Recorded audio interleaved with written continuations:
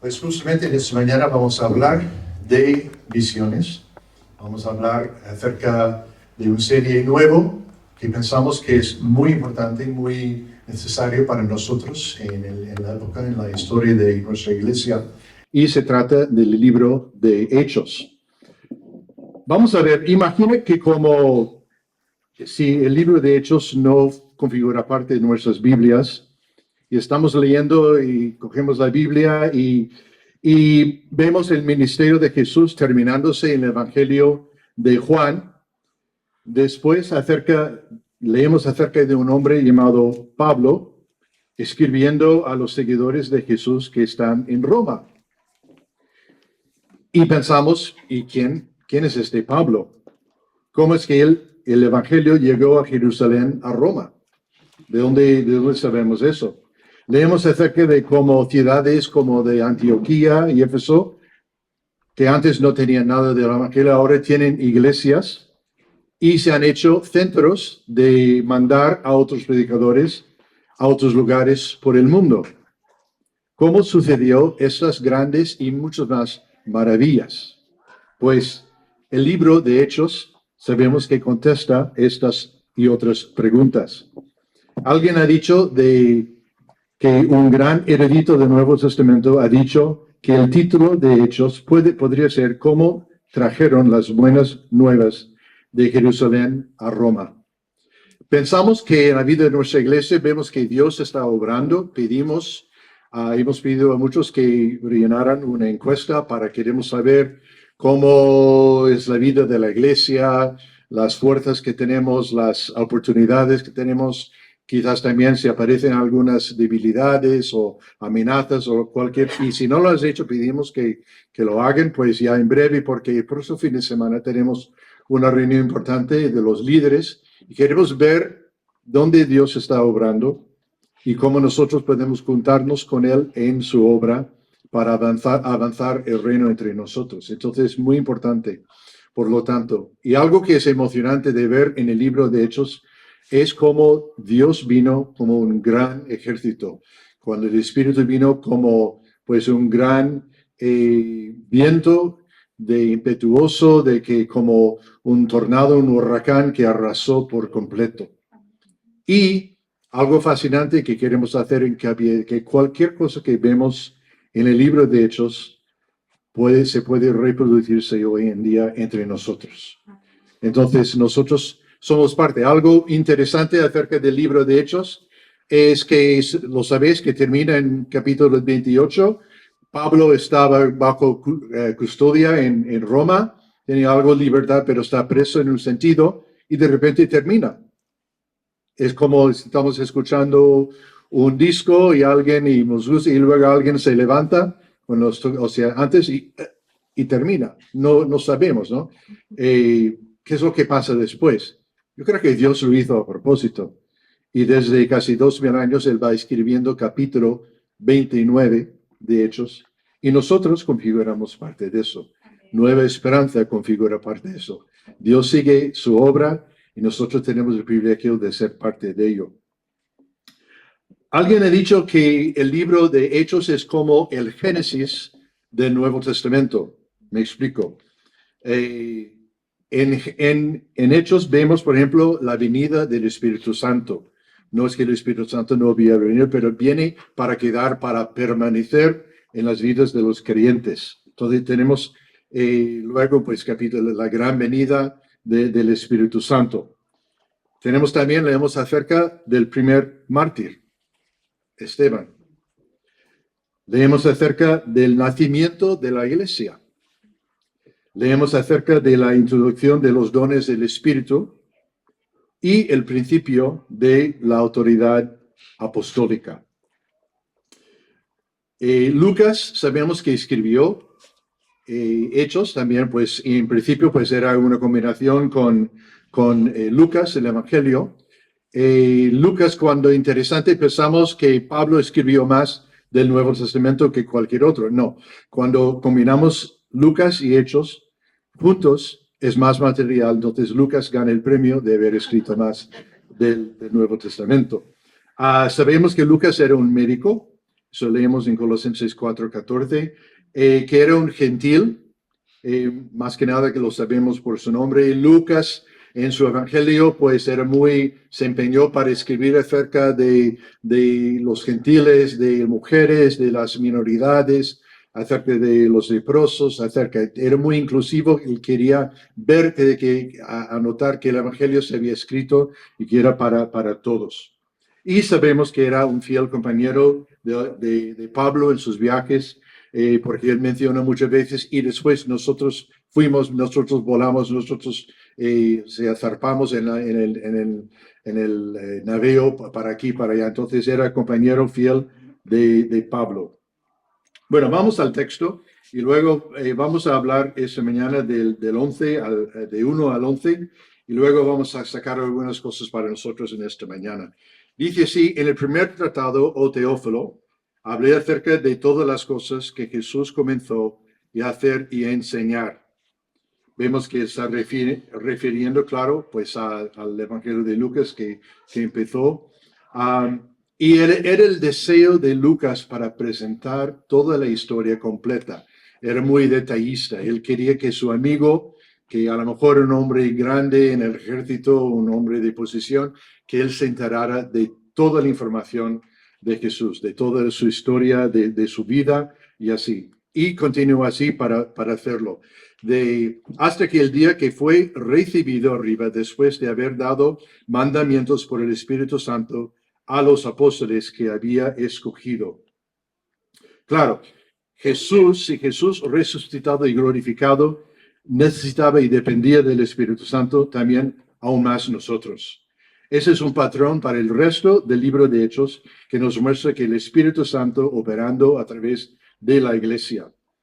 Se dice de que Jesús hablaba acerca de esos mandatos, pues dicen en total que Jesús dio más de 280 mandatos a sus discípulos. Entonces, pues había muchos. En el Antiguo Testamento hay más de 600 mandatos. Entonces, pero Jesús estuvo hablando después de haber dado mandamientos por el Espíritu Santo a los apóstoles que él había escogido, a quienes también, después de haber padecido, se presentó vivo con muchas pruebas indubitables. Me encanta esa palabra.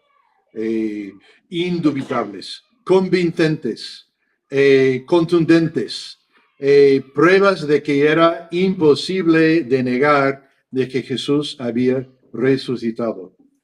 Jesús estuvo 40 días después entre sus discípulos, apareció a ellos 10 veces durante ese tiempo.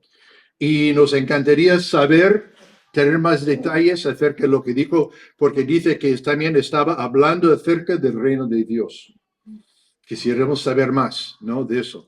Sabemos que cuando Jesús estuvo en el monte de transfiguración con Moisés y Elías, que estaban hablando entre ellos acerca del reino de Dios. Nos podemos solamente imaginar las grandes cosas, lo que había de venir, lo que esperaba. Jesús a lo mejor les estaba contando acerca de su ascensión, de lo que vería, etc. Pero interesante de esto, y que Jesús apareció esas 10 veces. Quizás una de las de las veces que apareció era Pablo escribió en 1 Corintios 15:6, cuando dice: después de esto, más de 500 hermanos a la vez, los cuales muchos viven aún. Más de 500 personas vieron a Jesús resucitado y la mayoría de ellos también estaban vivos unos 25 años después de los días de ministerio de Pablo.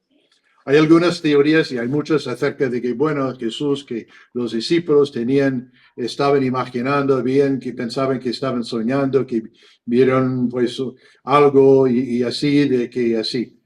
Pero 500 personas no pueden tener un sueño, no pueden tener esta imagen de algo que parece que no es real. Una persona quizás, pero 500 personas creo que no.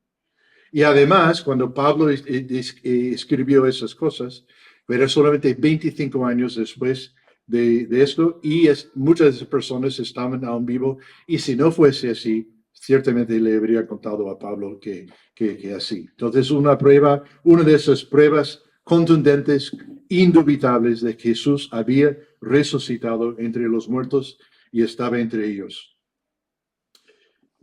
Luego, en versículo 4 dice, están juntos, les mandó que se fueran de Jerusalén, que no se fueran de Jerusalén, sino que esperaban en la promesa, la cual les dijo, oísteis de mí. Porque Juan ciertamente bautizó con agua, mas vosotros seréis bautizados con el Espíritu Santo dentro de no muchos días. Los discípulos habían oído acerca de la gran comisión, habían oído de la necesidad de ir a predicar, pero Jesús bien sabía que si no tuvieran el Espíritu Santo no les serviría de nada. Entonces digo, mira, volved a Jerusalén, ahí esperad y luego veréis lo que va a suceder. Yo imagino, si yo soy uno de los discípulos, digo, bueno, pues vale, estamos listos para ir a las naciones, pero si primero ir a Jerusalén y esperar, pues vale, lo haremos. Jesús sabía que ellos realmente no podían hacer nada efectivo si no fuera por el Espíritu Santo hasta que viniera sobre ellos. Y la idea de ser bautizado es ser sumergidos o cubiertos completamente en algo. Aun como Juan bautizó en agua, así también los discípulos serían sumergidos del Espíritu Santo.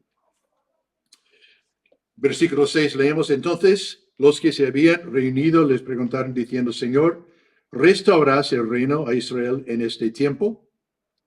Jesús dijo, no os toca a vosotros saber los tiempos o las sazones que el Padre puso en su sola potestad.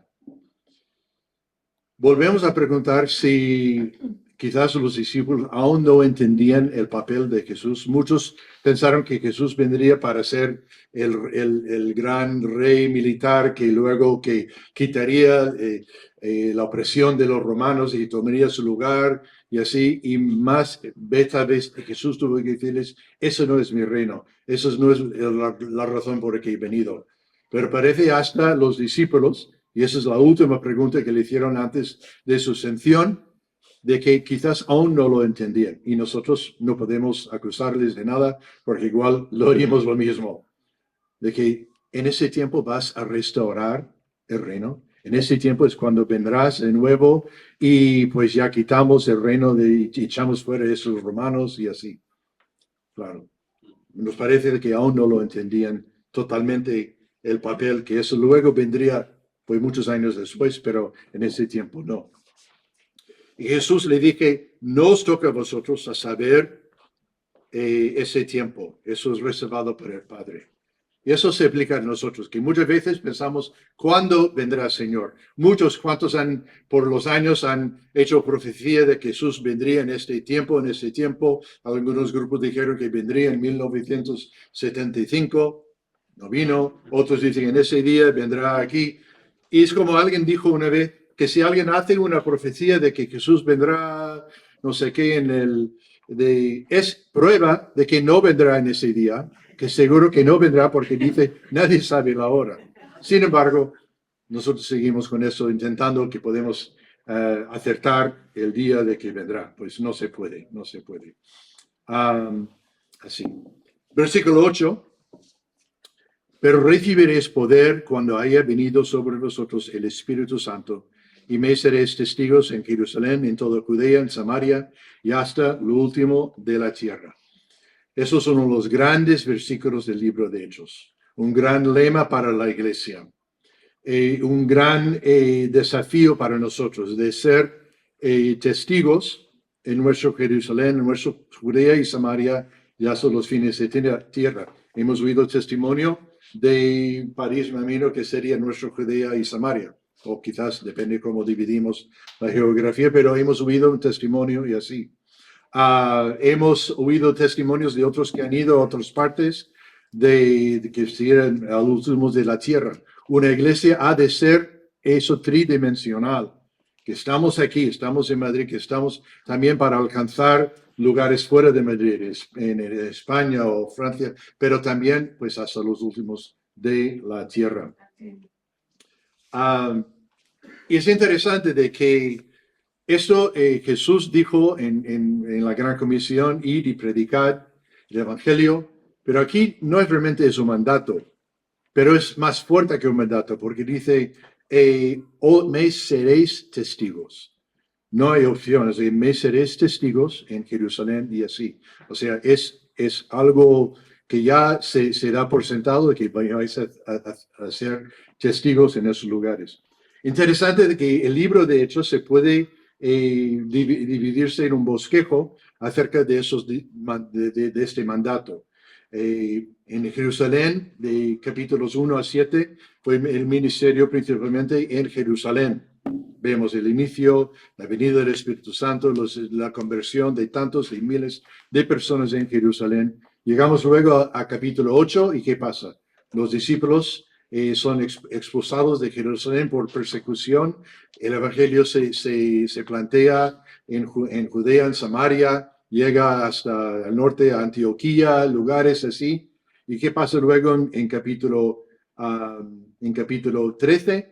Que ya empieza ya a ser los primeros misioneros, son mandados, enviados, Pablo y Silas y otros, Bernabé, son mandados para llevar el Evangelio, aún fuera, a Asia, a Europa, a lugares así, a África, así. Entonces, ese versículo aquí nos da un bosquejo del libro de Hechos. Y así, primero en Jerusalén y luego Judea y Samaria y hasta los fines de la tierra. Podemos quizás imaginar cómo se sintieron los discípulos al escuchar esto, ¿no? Me seréis testigos en Jerusalén, Judea, Samaria y el último de la tierra. Quizás ellos pensaron, bueno, Jerusalén es el lugar donde Jesús fue ejecutado por la palabra de una multitud muy enfadada. Yo no sé si tengo ganas de empezar a ser testigo ahí, porque si eso dijeron a Jesús, ¿qué es lo que van a hacer a mí? Judea había rechazado el ministerio de Jesús. Samaria, los samaritanos considerados, pues, un basurero de mestizos impuros, de diferentes razas así, los enemigos de los rivales de los judíos. ¿Quién se anime para llevar el evangelio a Samaria? Sí.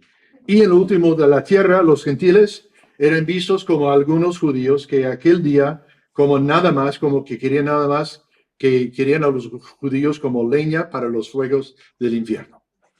Entonces, quizás no estaban muy animados los discípulos al escuchar esto. Pero aún así, Dios quiso que se enviaran testigos a todos esos lugares.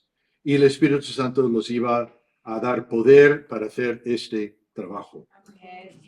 Bueno, seguimos leyendo. Y habiendo dicho esas cosas, viéndolo ellos, fue alzado y lo recibió una nube que le ocultó de sus ojos. Y estando ellos con los ojos puestos en el cielo, entre tantos que él se iba, y aquí se pusieron juntos a ellos dos varones con vestiduras blancas. Los dijo, los cuales también les dijeron, varones galileos, bueno, ya sabemos, varones galileos, mi visto no está muy bien. ¿Por qué estáis mirando el cielo? Este mismo Jesús que ha sido tomado de vosotros al cielo, así vendrá como le habéis visto ir al cielo. Ahora, Jesús, él es alzado de entre ellos y una nube especial, lo que podríamos ser, lo que debe ser pues, la gloria Shekinah, la nube de que encubrió y le llevó, porque tenía que haber una diferencia a los discípulos de que esto no era fácilmente los discípulos, bueno, ahora va de nuevo, pero luego vendrá, como hemos visto ya 10 veces, y así. Jesús se va, pero luego vuelve. No, esta vez no. Porque esta nube le encubrió, le dio hacia arriba, y los discípulos sabían, esta vez se va. Bueno, volverá, pero esta vez se va, no para volver dentro de algunos días. Y nos podemos ver cómo estaban los discípulos, estaban ahí mirando, boca abierta y así. Y me imagino que se tienen un poco tristes, ¿no? Porque vieron que Jesús se va y esta vez no vuelve y a ver cómo. Y están ahí mirando, no sabemos por cuántos minutos, y de repente esos dos hombres, que a lo mejor eran ángeles, le dijeron, varones galileos, ¿por qué estáis mirando arriba? ¿Por qué? Ya es hora lo que estaban diciendo, una especie de regaño Ahora es momento de poner marcha a las palabras de Jesús. Id, volved a Jerusalén, donde vais a esperar una gran cosa. En un sentido les estaba reengañado. Les dijeron a los discípulos que pusieran su atención en el lugar correcto, la que es la obediencia al mandato de Jesús de regresar a Jerusalén, y no en preguntarse ni de dónde, de cómo se fue Jesús. Era tiempo de aceptar que se había ido, pero les aseguro de que volvería en la misma manera. Se fue físicamente y así vendrá físicamente. Se fue visiblemente y así vendrá visiblemente. Se fue desde el Monte de Olivos y desde ahí vendrá otra vez. Dicen de que cuando viene, pues habrá una especie de terremoto, pues han encontrado una falla que corre por debajo, justo por debajo del Monte de Olivos. ¿Nos sorprende? No. Todo está en plan de Dios. Se fue en presencia de sus discípulos y así vendrá. Se fue bendiciendo a su iglesia y así vendrá. Así no podemos quedar con las promesas de así en la misma manera que Jesús se fue. Y esa es la gran promesa. Ahora, para terminar, algunas aplicaciones. En primer lugar, podemos confiar en la palabra de todo lo que nos ha escrito Lucas. Por medio del Espíritu, Lucas nos relata la veracidad de la vida y obra de Jesucristo. Y podemos confiar en sus palabras. Podemos confiar en todas las pruebas, lo que acertó acerca de la vida, la muerte y la resurrección de Jesucristo. Y luego esa gran obra de Jesús empezó en su vida, continúa por medio de la iglesia. Os digo, de leer Hechos va a ser una gran aventura para nosotros, de ver cómo Dios está obrando, cómo sigue obrando en medio nuestro.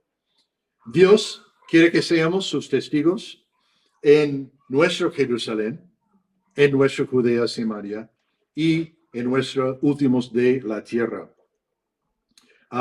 Y es importante que estemos en los mismos lugares. Quizás no podemos ir pues a Siberia, no podemos ir a India, no podemos ir no sé qué dónde, pero podemos ir en nuestras oraciones. Entonces, Dios quiere que seamos una iglesia tridimensional, estando aquí, ministrando, evangelizando en nuestro Jerusalén, pero también pensando en los otros lugares. Este año pasado mandamos un equipo a Galicia a ministrar a los peregrinos y tenemos pensado en mandar otro equipo en agosto. Pues vamos a ser creativos y pensar, Dios, ¿cómo quieres que mandemos? ¿Cómo quieres que podamos alcanzar nuestra Judea y Samaria? Y de pensar en nuestros últimos de la tierra, el más allá. En tercer lugar, Dios nos promete que no solamente volverá algún día, sino que su Espíritu Santo nos habitará y nos capacitará a llevar a cabo la obra. No debemos preocuparnos en saber cuándo vendrá, sino de estar activos y sabiendo de que sí vendrá. Amén. Y en cuarto lugar, como dije antes, que Dios aún está escribiendo el libro de Hechos. Estamos en capítulo 29 y configuramos parte. Estamos en el palco. Y un pensamiento de que Lucas estuviera en medio nuestro, ¿qué estaría escribiendo acerca de la Iglesia Nueva Esperanza en Madrid? Vamos ahora. Señor, damos las gracias por esas grandes verdades en tu palabra. Gracias porque prometiste el Espíritu Santo. Y gracias porque viniste para darnos tu vida y tu Espíritu para adelantar tu obra, Señor. Y convidamos, Señor, esta serie de Lucas, que podamos aprovechar de ello en nuestras vidas como personas y también como iglesia.